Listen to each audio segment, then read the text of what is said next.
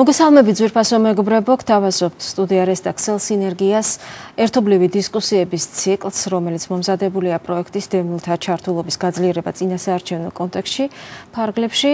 პროექტი დაფინანსებულია ბრიტანეთის საელჩოს მიერ და ახორციელებს ქსელი სინერგია.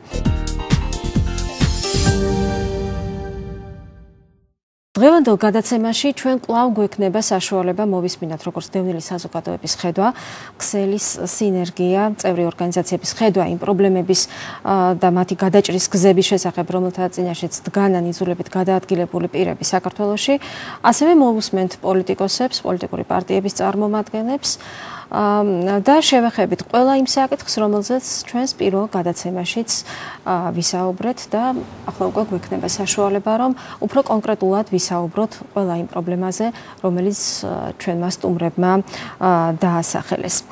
მაშასე დავიწყოთ საუბარი, მინდა წარმოგიდგინოთ მანამდე ჩვენი სტუდიის სტუმრები, ქსელ სინერგიას წევრები, ქალბატონი მარინა ფაღავა, კავკასიური დიალოგი, ქალბატონი მანდარჯანია, ჟურნალისტთა ასოციაცია პოსტფაქტუმი, გიგა მარკელია, რომელიც წარმოადგენს ფოთის ახალდასახლებას და ლალი გრიგოლავა წყალტუბოდან.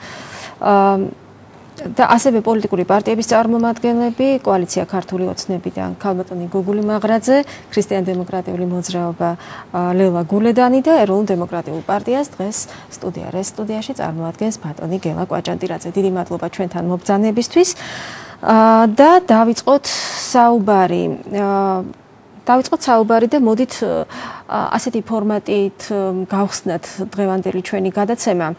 ქსელ სინერგიის წევრებს, თავად დევნილთა საკითხებზე მომუშავე არასამთავრობო ორგანიზაციების წარმომადგენლებს მივცეთ საშუალება, რომ პოლიტიკური პარტიების წევრებს თავად დაუსვან შეკითხვები. ქალბატონო მარინა.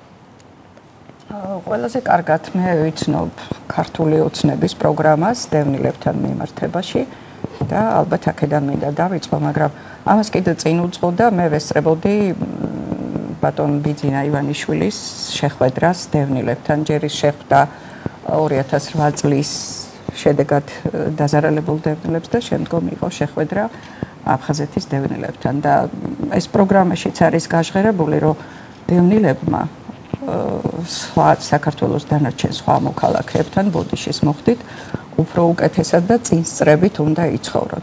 რა თქმა უნდა, ეს ძალიან, ასე ვთქვათ, მოესალბუნა დევნილების გულს და ჩვენ წინა გადაცემაში ვილაპარაკეთ, რა პრობლემების წინაშე დგას ეს ხალხი. მაგრამ მე მინდა გითხრათ, რაღაც პროტესტის გრძნობა გამიჩნდა, რომ ხომ არ ისევ და ისევ ხომ არ არის ესეთი შეცოდების თუ რაღაც წინასაარჩევნო პიარის ელემენტი. ქსელ სინერგიას, რომელიც აგერ 10 წელია უკვე მუშაობს დევნილებთან, კი, სოციალური პაკეტი პრიორიტეტულია, რა თქმა უნდა, იმიტომ რომ ხალხი ასე დღეშია, მაგრამ მე მაინც მინდა ვიცხოვრო ისეთ საზოგადოებაში, სადაც არა მარტო დევნილი, არამედ ყველა იქნება თანაბარუფლებიანი. იცით რა, კი, სოციალური პრობლემები, განსახლება და ასე შემდეგ, მაგრამ იქ ცალსახად ჩანს, რომ დევნილთა პოტენციალი ყველგან არის გასათვალისწინებელი და ეს უზარმაზარი გამოუყენებელი ინტელექტუალური გნებავთ პოტენციალია. ამიტომ ჩვენ იქ დიდი აქცენტი გავაკეთეთ დევნილთა ჩართულობაზე, გადაწყვეტილებების მიმღებებთან ურთიერთობაზე და გადაწყვეტილების მიღების პროცესში არა მარტო ჩართულობაზე, არა პასუხისმგებლობის აღებაზე. ის რაც დღემდე დევნილ საზოგადოებას ამ წლების მანძილზე აკლია, მე ვთქვი, კრიტიკულიც უნდა ვიყოთ, ეს არის, რომ ჩვენ პასუხისმგებლობაც ჩამოგვართვა აი ამ ბოლო, ვთქვათ, ორმა ხელისუფლებამ. თქვენ აღნიშნეთ EDP-ს ხედვა, იგივე აი კონფლიქტის მოწესრიგებასთან დაკავშირებით რუსეთის ფაქტორს გაესვა ხაზი და რა თქმა უნდა ამ ფაქტორს არავინ არ გამორიცხავს, მაგრამ ჩვენ მიგვაჩნია, რომ ეს დევნილი საზოგადოებაც ესე მიგვაჩვიეს იმას, რომ აი ყველაფერში დამნაშავეა რუსეთი. რუსეთი რა თქმა უნდა არის კონფლიქტის ხარია, მე ასე ვიტყვი, მაგრამ საქართველოს ხელისუფლებაც გაურბის პასუხისმგებლობას. უფრო მეტ პასუხისმგებლობას დევნილი საზოგადოება აიღებს კონფლიქტის მოგვარების პროცესში. აი ზუსტად რაც თქვენ თქვით, რომ ესე იგი ქართველმა, აფხაზმა და ოსმა საზოგადოებამ ერთად უნდა აიღოს პასუხისმგებლობა როგორც რეგიონის, ისე მომავალი თაობის და ასე შემდეგ და ასე შემდეგ. ესე იგი სწორედ ის, რომ თქვენი ჩართულობა უნდა იყოს არა მხოლოდ იმ პრობლემების გადაწყვეტაში, რომელიც ეხება კონფლიქტის მოგვარებას აფხაზეთსა თუ სამხრეთ ოსეთში, თქვენი ჩართულობა იყოს მთლიანად ქვეყნის აღმავლობისთვის და ასე შემდეგ. იმიტომ რომ ეს არის ინტეგრაცია ზუსტად ამას ნიშნავს, რომ ესე იგი ჩართულობა უნდა იყოს და თქვენი აბსოლუტურად მოქალაქე ხო გასაგებია ისეთივე როგორც ყველა, მაგრამ როდესაც კოალიცია ლაპარაკობს პრიორიტეტზე, საქმე იმაშია, რომ ჩვენ მაგალითად თქვათ გენდერულ თანასწორობაზე რატო ვლაპარაკობთ? იმიტომ რომ რაღაცა არის საჭირო იმისათვის, რომ თქვენ უკვე ის პრობლემები მოხსნილი გქონდეს, რაც იმის გამო რომ არ არის დევნილი მოხსნილი აქვს საქართველოს სხვა მოსახლეობას. აი ამიტომაა საჭირო და ამიტომ განაცხადა ბატონმა ბიძინა ივანიშვილმა, რომ წინ სწრებად დაკმაყოფილდება აფხაზეთიდან და სამხრეთ ოსეთიდან დევნილი მოსახლეობის. არა იმიტომ რომ აქ არის რაღაც შეცოდებით. ეს არის რომ აი თანაბარი პირობები რომ შეიქმნას და მოიხსნას ის ფაქტორები, რაც თქვენ არ გაძლევთ საშუალებას აი ამ სრულყოფილ ინტეგრაციაზე. შემდეგ უკვე ესე იგი აბსოლუტურად სრულყოფილი თანაბარი მონაწილეობა უნდა იყოს ყველა იმ პრობლემებში და ეს დღესაც უნდა იყოს და დღესაც ზუსტად აი აქ გარდა ამისა ჩვენ ხას უსვამს ზუსტად რომ სახალხო დიპლომატიის ესე იგი ამაში ძალიან დიდი უნდა იყოს თვითონ აფხაზეთიდან დევნილების, თვითონ სამხრეთ ოსეთიდან დევნილების, შერეული ოჯახების ფაქტორის ძალიან წინ წამოწევა სახალხო დიპლომატიაში. ამასთან ერთად იმ მაღალი რანგის დონის მოლაპარაკებაში ჩართულობა უნდა იყოს იმ ადამიანებისა, რომლებიც თვითონ წარმოადგენენ დევნილებს. აი საერთაშორისო მოლაპარაკებები როცაა და როდესაც ესე იგი მხოლოდ თქვათ რაღაც ესეთი სამთავრობო მაღალი დონის მოლაპარაკებებია. იქაც უნდა იყოს თქვენი ჩართულობა. ჩვენ ფაქტიურად როდესაც ქართული ოცნება აკეთებდა აი ამ კონფლიქტის მოგვარების და დევნილების საკითხებს, ეს საკითხები ყველა ძალიან გააზრებულად არის და ჩვენ ვიცით რომ კონვენციის მიხედვით დევნილის პირობების შექმნა არ არის მხოლოდ საყოფა ცხოვრება, მას უნდა შექმნას დასაქმების პირობები, ხო? ამიტომ ჯერ უნდა მოაგვარო ინფრასტრუქტურა დასაქმების და შემდეგ უნდა შეთავაზო დევნილს რომ წავიდეს იმ სიტუაციიდან, სადაც ის უკვე დამკვიდრებულია და ეხლა თბილისში ცხოვრება, იმიტომ ეხლა მანდამაიც იმიტომ რომ თბილისი უყარ თბილისი აძლევდა მათ საშუალებას დასაქმების ბევრ საშუალებას და ფოცხოიწელში რა უნდა გააკეთოს დევნილმა, ხო? ესე იგი ის უნდა იყოს ჩამოკიდებული მთლიანად შედახმარებაზე. ან იქ უნდა დახვედროდა ესეთი ინფრასტრუქტურა, გადამამუშავებელი თუ მიწა თუ სხვა და სხვა და ეხლა როდესაც ჩვენ ვამბობთ, თქვენ ახსენეთ რომ მიწა და სხვა, ესეც მნიშვნელოვანია, ცხადია, მაგრამ თვით ის ადამიანები, რომელიც მიწასთან მუშაობენ დღეს, ისინიც ვერ ირჩენენ თავს. სახელმწიფო ვერ გაგხდის ადამიანს თავისუფალს, მაგრამ სახელმწიფო უნდა შექმნას ისეთი ინსტიტუტები, რომ ადამიანს ჰქონდეს მერე განვითარების საშუალება, რაც სამწუხაროდ ნაციონალურ უზრობავ ხედავთ ჩვენ რა მოვლენები მიდის ახლა ქვეყანაში. არა თუ ესე იგი შექმნა დემოკრატიული ინსტიტუტები, არამედ თუ რამე დემოკრატიის ნასახი შეიძლება იყოს, ისიც უკან მიდის. ამიტომ ეს არის ესე იგი პრობლემა. ძალიან დიდი მადლობა ქალბატონო გუგული. აუცილებლად ახლა მინდა რომ სწორედ თქვენ გასცეთ ქალბატონ მანას პასუხი ბატონო გელა, რადგან ჩვენ გვინდა შევეხოთ ყველა იმ კონკრეტულ პრობლემას, რომელიც ჩვენ ვისაუბრეთ ჩვენი ციკლის ფარგლებში მომზადებულ პირველ გადაცემაში, იქნება ეს განსახლება, იქნება ეს ინტეგრაციის პრობლემა, იქნება ეს დასაქმება, რომელზეც ცოტა ხნის წინ თქვენ საუბრობდით. ძალიან გთხოვთ ჩვენს სტუმრებს, რომ რაც შეიძლება მოკლედ და ლაკონურად მივაწოდოთ ინფორმაცია ჩვენს მაყურებელს. ბატონო გელა, გთხოვთ. მე დაგეთანხმებ, მე მოგახსენეთ ეროვნულ დემოკრატიული პარტიის ასე ვთქვათ ხედვა კონფლიქტის პრინციპულად გადაწყვეტის საკითხში. დაგეთანხმებით ნამდვილად იმაში, რომ მხოლოდ რუსეთის ფაქტორი არ არის აქ, ეს არის ერთ-ერთი ძირი და წყარო.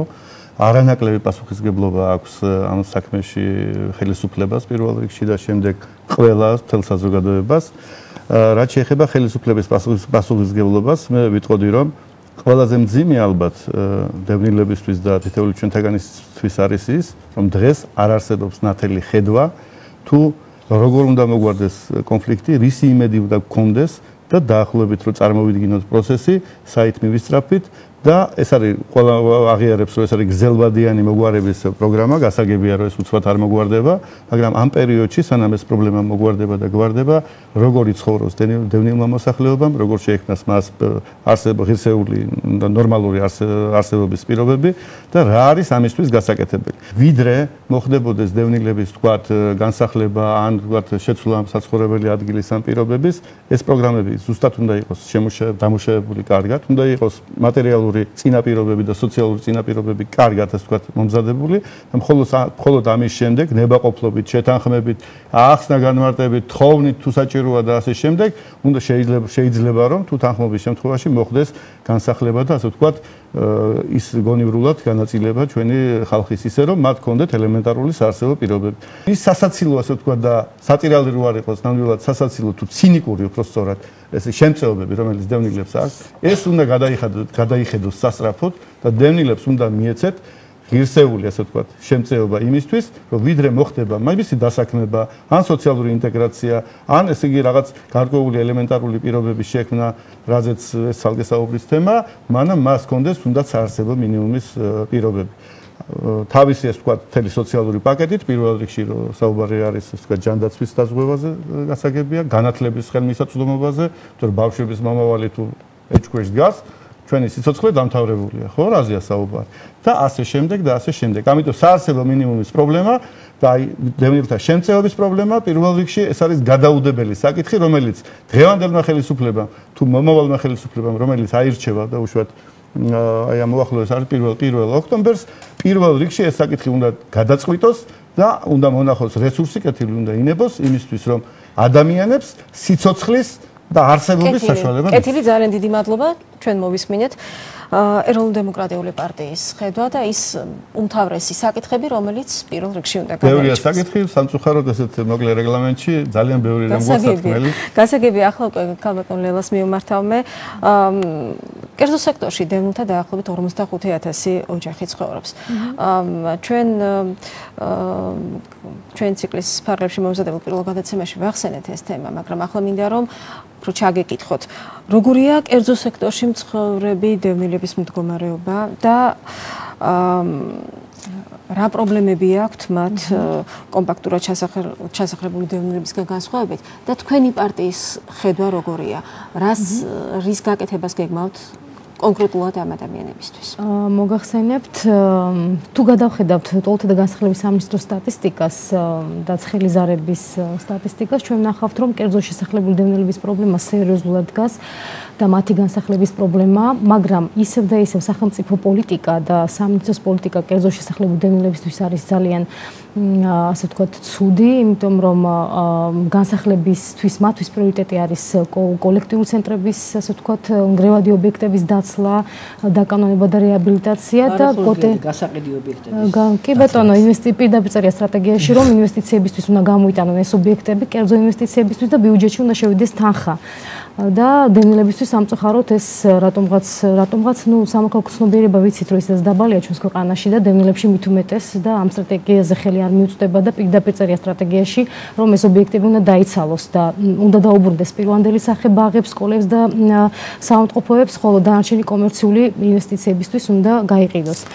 ეს რაც შეეხება სახელმწიფო სტრატეგიაზე მუშაობის პროცესში, მე როგორც ვიცი, უშუალოდ იყო დევნილი საზოგადოება ჩართული, თუ მე მიშლება რა იმე. მაგრამ სამოქმედო გეგმასთან დაკავშირებით მე მგონი უკვე ინფორმაცია ნაკლებად სამოქმედო გეგმა მომზადდა უკვე შიგნით სამინისტროში საერთაშორისო ორგანიზაციებთან ერთად და დიდი შენიშვნები და კრიტიკა გვაქვს ზოგადად ამ სამოქმედო გეგმასთან დაკავშირებით, მაგრამ რაც ეხება სტრატეგიას, მაშინ ფართო ჩართულობა იყო. სამოქალაქო საზოგადოების მე მინდა რომ მან განაგრძოს საუბარი, თქვენ შემდეგ მოგცემთ საუბარს, ბოდიში პირიქით, მადლობა რომ შემომაჩვენეთ. ჩვენ დღეს ვისაუბრეთ ამაზე და იქ ჩამონათვალიც არის მიიღებულობდა მონაწილეობას მაშინდელი აფხაზეთის ინტელიგენციის წარმომადგენლობა, ხელისუფლებით დაწყებული და არასამთავრობო ორგანიზაციები დამთავრებული, მაგრამ სამწუხაროდ მათი წინადადებები და ინიციატივები ამ სტრატეგიაში ასახული არ არის. ის შეიქმნა ის ისეთი სახის არის ალბათ როგორც თვითონ როგორც მიაჩნდათ როგორც საჭირო ასახული არ არის საზოგადოების წინადადებები და რეკომენდაციები რაც შეიძლება კერძო შესახლებულ დევნილებს აქ პრიორიტეტი სამინისტროსთვის არ არის კერძო შესახლებულ დევნილები და მათი განსახლება ძალიან ეს საჭიროებების ნუსხა კი არა აქვთ თუ რა საჭიროებები სჭირდება კერძო შესახლებულ დევნილებს და მან აქვს ძალიან რთული შეფასების სისტემა როგორ უნდა შეარჩინონ ესეთი ოჯახები და ვერ არჩევენ ფიზიკურად, იმიტომ რომ ისე და ისე პრიორიტეტი მათთვის ეს დევნილები არ არიან. ჩვენ რასთავაზობთ, ჩვენ პირიქით ჩვენ ვამბობთ, რომ აუცილებლად ჯერთი და უნდა დაუკანონდეს ყველა რომ გათანაბრდეს დევნილი და საზოგადოების სრულფასოვან ნაწილად რო იგზნოს თავი, კერძო საკუთრება უნდა ჰქონდეს და ყველა დევნილს უნდა დაუკანონდეს ის ობიექტი, რომელშიც ის ცხოვრობს, რადგანაც 20 წელი აქ ცხოვრობს და ინტეგრებულია იმ სოციუმში, სადაც ის ცხოვრობს და რა თქმა უნდა სამუშაო თვითონ იშოვა, არა? იმ სამუშაოსაც კარგავს, როდესაც ჩვენ ვასახლებ დევნილს რეგიონებში, არა? და აუცილებლად კერძო შესახლებულ დევნილისთვის უწევთ მათ ინტეგრაციის რა თქმა უნდა. ამ დროს სტრატეგიის ორი მთავარი მიზანი არის სოციალურ-ეკონომიკური ინტეგრაცია და ჩვენ ვერც ერთ ინტეგრაციას არ არის, არც ერთი ინტეგრაცია არ გამოდის ამ შემთხვევაში, არც სოციალური და არც ეკონომიკური. ეკონომიკურსაც კარგავს დევნილი და სოციალურსაც კარგავს, როდესაც მიდის ფოცხოვეცერში ან ნებისმიერ სხვა რეგიონში. მთავარი რა არის, იცით, აქ სტრატეგიაში კი მივიღეთ მონაწილეობა ყველამ. სამოქმედო გეგმა ისე მიმდინარეობს, რომ ჩართულობა ჩვენი ნაკლებია. ვერც ერთი ვერ ვახდენთ გავლენას. საზოგადოება გეგმაში უკვე თანხებია, პრიორიტეტებია და სტრატეგია არის ხედვა. ხედვაში შეიძლება რაღაცაში ჩაქრთო, მაგრამ როგორც სამოქმედო გეგმაზეა, არა, ჩვენ შეგვიძლია გავლენის მოხდენა. ხო, მაგრამ სამოქმედო გეგმაში უკვე რა თვითონ სხვათა შორის თანხებიც არ აქვთ იქ მობილიზებული ფინანსური რესურსებიც, ისინი გეგმავენ, როცა ფული აქვთ. შეგვიძლია ჩვენ ჩავერთოთ და გავლენა მოვახდიოთ. თუმცა სამეთვალყურეო საბჭოში რატომ არ დაგვპატიჟეს დონორი ორგანიზაციები არიან წევრები, ხო? რატო არ იყო იქ დევნილი სამოქალაქო საზოგადოება წარმოდგენილი აფხაზეთის მთავრობიდან, დევნილთა დეპარტამენტი არსებობს და პრობლემებზე მუშაობს, თქვენს პრობლემებზე მუშაობს. რატომ არ დაგვპატიჟეს და სამეთვალყურეო საბჭოს წევრად რატომ არ გაგხადეს? იმიტომ რომ ინფორმაცია არ გაჟონილი იყო სამინისტროდან და ის სრუმოლოდინი, რომელიც დევნილებს შეუქმნეს, ის სრუმოლოდინი დარჩენილიყო ისე და დევნილებს ინფორმაცია არ ჰქონდათ. სრუმოლოდინში მე იმას გულისხმობ, რომ მე ვფიქრობ, რომ გამოსახლებები როგორც კი არჩევნები დამთავრდება, დაიწყება ისევ და ისო პროცედურები გაგრძელდება. უბრალოდ რაციონალური მოძრაობა მოადა. ხო, მე ვხვდიახ, მაგას ვამბობ, სახელმწიფო პოლიტიკა არ შეიცვლება, თუ კი ნაციონალური მოძრაობა მოვა უმრავლესობით. თუ კი უმრავლესობით არ მოვა ნაციონალური მოძრაობა და თქვენც იქნებით წარმოდგენილი ფართოდ, ჩვენც შევალთ რაღაც კვოტით და კიდევ შევა რამოდენიმე პარტია, მაშინ თუ მრავალპარტიული იქნება, რა თქმა უნდა და ჩვენი ყველა სურვილია ეს არის. სურვილია და თქვენი პროგრამითაც ამბობთ, რომ დევნილებს კერძო საკუთრება უნდა ქონდეს, ჩვენც ვამბობთ ამას, მაშინ თავისუფლად შეგვიძლია ამ სახელმწიფო პოლიტიკის შეცვლა და დევნილებისთვის სიკეთის გაკეთება და თანამშრომლობა. ძალიან დიდი მადლობა, ლელა, მოდით ახლა მივცეთ თქვენი შეკითხვა. მოგეხსენებათ სტუდია არის გადაცემებს, ჩემთვის ცნობილი არის და ვფიქრობ თქვენთვისაც იქნება ცნობილი, რომ უყურებენ ოკუპირებულ ტერიტორიებზეც. კერძოდ გულისხმობ აფხაზეთის გალის რაიონს გულისხმობ და საინტერესო იქნება მათთვის ამ დისკუსიაში მოისმინონ იმის შესახებ, თუ დავშვათ არის ესეთი, რომ პოლიტიკურ პარტიებს საქართველოში რა მიდგომები აქვთ, აი რა შეცვლიდნენ ოკუპირებულ ტერიტორიაზე სტიქიურად დაბრუნებულ დევნილებთან დაკავშირებით მათთან მიმართებაში. პირველ რიგში მე მინდა ისევ პროგრამიდან მოგიტანოთ, რომ ერთი მთავარი საგანგებო მნიშვნელობის ამოცანაა გაბათილდეს არგუმენტი, რომ აფხაზეთისა და სამხრეთ ოსეთის ცხინვალის რეგიონის მოსახლეობის ფიზიკური დაცვა გარე სამხედრო ძალებითაა აუცილებელი. ეს მე მინდა, რომ ოკუპირებულ ტერიტორიაზე მცხოვრებმა ადამიანებმა გაიგონ, რომ ის არგუმენტი, რომ მათ რაიმე საშიშროება ელოდებათ საქართველოსთან, ეს აბსოლუტურად გაბათილებული უნდა იყოს ხელისუფლების ქმედებებით. ზუსტად ქართული ოცნება ფიქრობს, ესე იგი, როგორც კი ხელისუფლებაში მოვა, მაშინვე განხორციელდება ღონისძიებების, განცხადებების და სხვა, რომ აბსოლუტურად იმის განცდა არასდროს არ ქონდეს აფხაზეთში მცხოვრებ და სამხრეთ ოსეთში მცხოვრებ მოსახლეობას, რაიმე საშიშროება ელოდებათ საქართველოსთან და შემდეგ უკვე აქედან ერთი ნაბიჯია, რომ მათ აუცილებლობა იმისა, რომ ვიღაც გარე სამხედრო ძალა იყოს, იგივე რუსეთის შეერაღებული ძალები, რომ ისინი დაცულად გრძნობენ თავს, იმიტომ ხშირად არგუმენტი არის ხოლმე, რომ დაცულები ვართ ამის გამო, ეს არგუმენტი გაბათილდეს, იმიტომ რომ შენ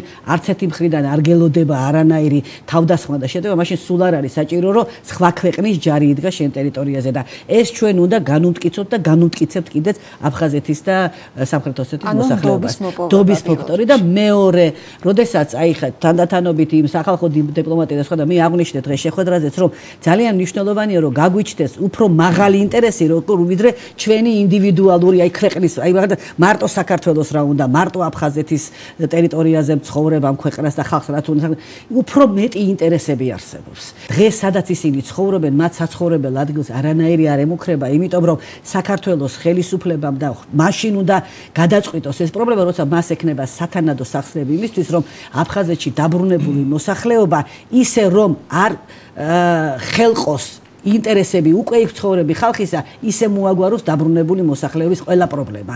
აი ეს არის კიდევ ერთი ამოცანა, რომ გამორიცხული იყოს რაიმე შიში იმისა, რომ დაბრუნებულ მოსახლეობას, ქართულ მოსახლეობას რაიმე პრობლემა შეუქმნის უკვე ადგილზე დამკვიდრებულ აფხაზეთში და ოსეთში დღეს ყოფ მოსახლეობას. მოგახსენებთ, ძალიან მნიშვნელოვანი საკითხია ჩვენ როცა ვსაუბრობთ კონფლიქტის მოგვარებაზე, მე მგონი ყველა თანხმდება, რომ ეს არის გრძელვადიანი პროცესი.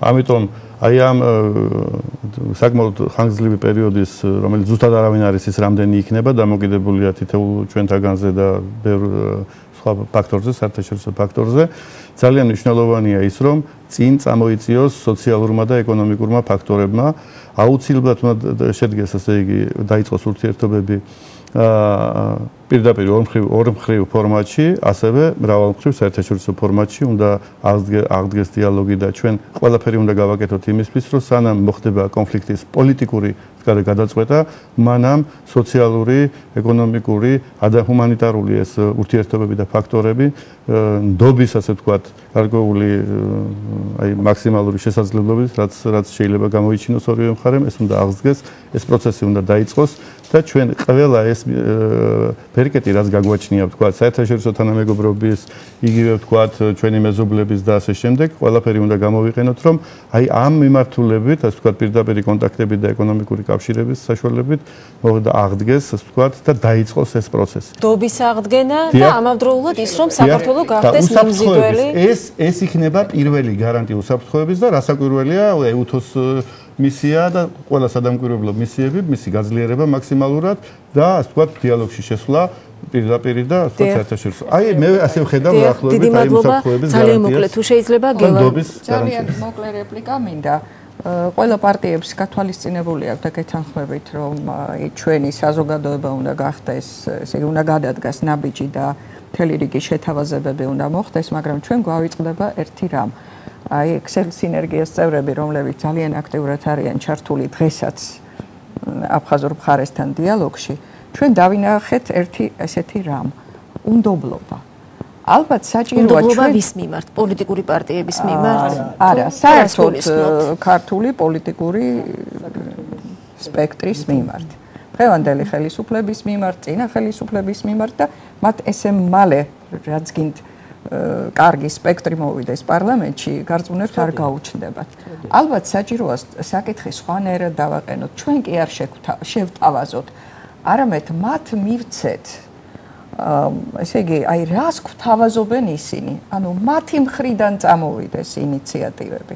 ერთი სერიოზული გამოკვლევა არ ვიცით, ჩვენ, აი need assessment-ი როქვია, საჭიროებების გამოკვლევა. აი დღეს აფხაზურ საზოგადოებაში ვთქვათ, აი რა საჭიროებებია, რა არის? ნუ ხა რაღაცა გამოკვლევები არის, ხა უსაფრთხოების მოთხოვნები და სხვა, მაგრამ მაინც უფრო კონკრეტული და კარგი კვლევები, იმიტომ რომ ეს არის ფაქტიურად მე ასე ვთქვათ, ურთიერთობის აგების საფუძველი. ერთი რაც მე შემიძლია, ცალკეულ აი ვთქვათ ერთი ძალიან კონკრეტული, აი დღეს უკვე ვხედავთ, რომ ჯანდაცვის პრობლემა აფხაზეთში არის ისეთი, რომ ძალიან ხშირად ისინი იძულებულები არიან მომართონ ქართულ ჯანდაცვის სისტემას.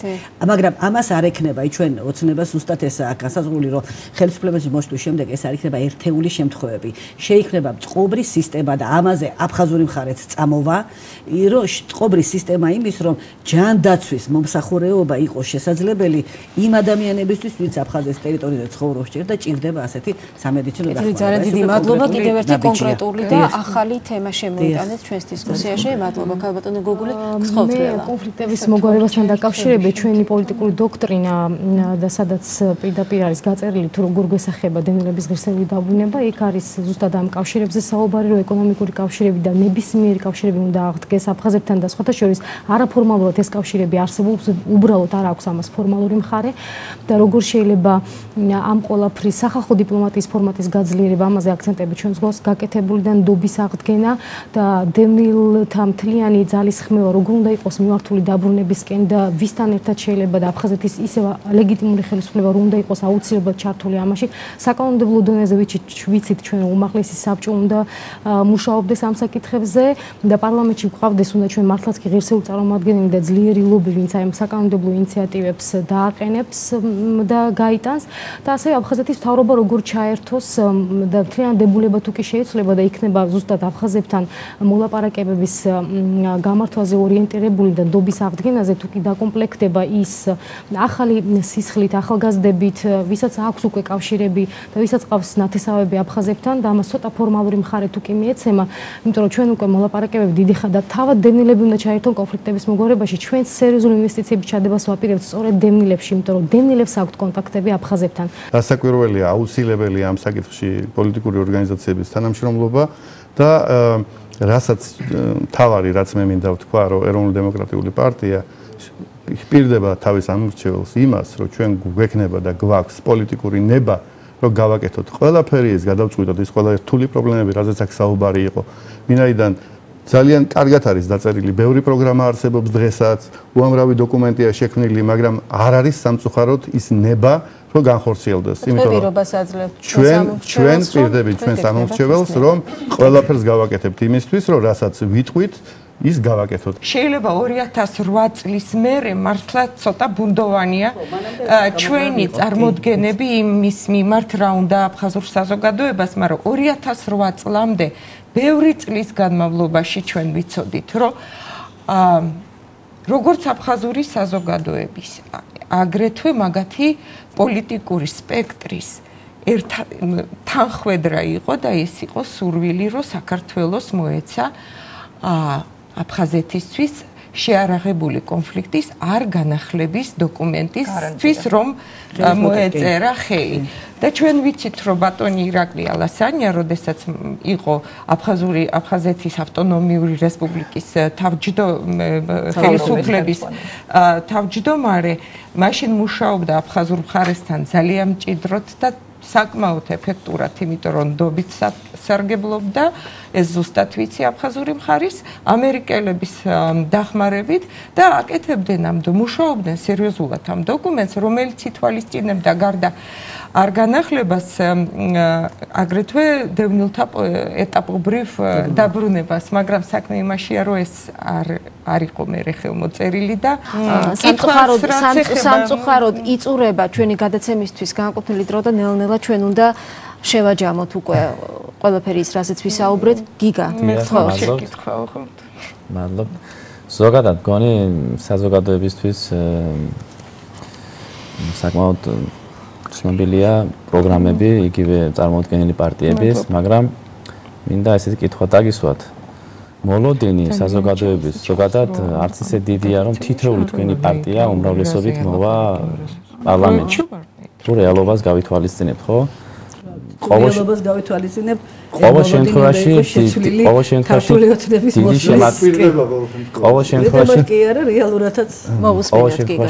დიდი შემადგენლობით მე მაგ ლაპარაკი თითოეულ თქვენ პარტიას. შესაბამისად მაქვს ასე კითხვა, რა ქმედით ნაბიჯებს გადადგამდით თქვენი წარუმატებლობის პირობებში დევნილთა მიმართ, თუ თქვენი წარუმატებლობა იქნებოდა არგუმენტი თქვენი უმოქმედობის. შევახსენებ უბრალოდ პოლიტიკოსებს, რომ სამოქალაქო საზოგადოება არის მედიატორი. მთელი აი ამ ჯგუფის შორის და პოლიტიკური სპექტრის შორის და ჩვენ ვთავაზობთ ჩვენ რესურსებს, იმიტომ რომ გვაქვს კავშირები, ვიცით პრობლემები, ვახდენთ ამ პრობლემების სისტემატიზაციას და რაღაცა უფრო ისეთ კონკრეტულ ფორმაში შეგვიძლია მოუტანოთ. ანუ თქვენ თავაზობთ მედიატორის როლი გვაქვს და თანამშრომლობას, თქვენ ეუბნებით პოლიტიკურ პარტიებს, რომ ხართ ღია ამ თანამშრომლობისთვის და ელოდებით ჩვენი მედი გვაქვს, რომ ერთპარტიული არ იქნება პარლამენტი და უფრო ღია იქნება თვითპარლამენტი სამოქალაქო საზოგადოება. ძალიან მთავარია, არანაირი ჩართულობა გადაწყვეტილების მიღებაში არ იქნება და არანაირი ანგარიშვალდებულება ხელისუფლებისა თქვენ და საერთოდ საზოგადოების წინაშე თუ კი არ იქნება სამართლიანი არჩევნები. თუ კი ესე იგი თქვენ ზუსტად იცით რომ ესენი არიან ის ადამიანები ვინც აირჩიეთ და თუ კი არჩევანი დამოკიდებულება იქნება ვიღაცის ნებასურვილზე და არა ხალხის ხმაზე, ასეთ შემთხვევაში ტყუილა ნუ ველოდებით რომ რომელიმე ხელისუფლება ანგარიშვალდებულია და ჩართავს და გაითვალისწინებს და სხვა. ამიტომ ქვაკუთხედი ქვეყნის ნორმალური განვითარების არის სამართლიანი არჩევნები. ეხლა აი აქედან გამოვა დანარჩენი ყველაფერი. ჩვენ პროგრამაში ეს გვაქვს, ჩვენ ვილაპარაკეთ დღეს, რომ თქვენ თვითონ დევნილებსაც უნდა გქონდეთ თავისუფალი არჩევნები, თქვენი წარმომადგენლობითი ორგანოების არჩევისუფლება, მაშინ არის ანგარიშვალდებული თქვენ წინაშე და მაშინ ჩაქრთავს ყველა გადაწყვეტილების მიღებაში. და რაც შეეხება წარმომადგენლობას, ეხლა მოდით ვთქვათ გულწრფელად. აი ჩვენ ვამბობთ ზუსტად ამას, რომ ესე იგი წარუმატებლობა გამორიცხულია, თუ კი ეხლა და მე ვიმედოვნებ რომ არჩევნები ჩატარდება, მართალია შეიძლება გაყალბების რაღაც პროცესები, ძირითადად მაინც ჩვენ არ მივცემთ იმის საშუალებას, რომ გაყალბებული იყოს ეს არჩევნები, არ ჩვენ მივცემთ და რა თქმა უნდა, ხალხი აღარ მიცემს ამის საშუალებას, იმიტომ რომ ხალხისთვის უკვე ძალიან იცით როგორ შეურაცხყოფელია სიცრუეში ცხოვრება, როდესაც ყავს ხელისუფლება, რომელსაც ჩვენ არ ირჩევ, ხო? და აი როდესაც ეს გახორციელდება, ჩვენ ზუსტად ამიტომ გვაქვს ამისი პასუხისმგებლობა, რომ რასაც წერთ ამას შევასრულებთ. ბატონი ბიძინას მთელი ცხოვრება, ეხლა ხანდახან არის რომ პროგრამა შეიძლება ყველასი კარგი იყოს, მარტო პროგრამა კი არ არის. ვინ ამბობს ამ პროგრამას და ვინ არის გარანტი ამ პროგრამის გახორციელებისა და ასეთი გარანტი მე მგონი ჩვენმა ლიდერმა თავის ცხოვრებით მოიპოვა ქართულ საზოგადოებაში. ეთილი, ძალიან დიდი მადლობა. უნდა დავასრულოთ ეს გადაცემა, თუმცა გაძლევთ სულ გარანტიას, რომ შევამოწმებთ ქართული ოცნების პროგრამის კი ბატონო, აუცილებლად. თუმცა ერთი პარტია არ თქვენ არა. იმედს ვიტოვებ, რომ ამგვარი დიალოგი და ასეთი დისკუსიები შემდგომშიც გაგრძელდება და შესაძლოა შემდგომ კიდევ უფრო საინტერესო იყოს ჩვენი შეხვედრა და ასეთი ერთობლივი საუბრები. ძალიან დიდი მადლობა, უნდა დავასრულოთ გადაცემა. ამ ჩვენმა დისკუსიამ აჩვენა, რომ მართლაც უამრავი თემა, რომელიც უკავშირდება იძულებით გადაადგილებულ პირებს საქართველოში და ძალიან დიდხანს შეიძლება ამ თემებზე საუბარი. დიდი მადლობა მინდა გადაგიხადოთ ჩვენთან სტუდიაში მომბრძანებისთვის.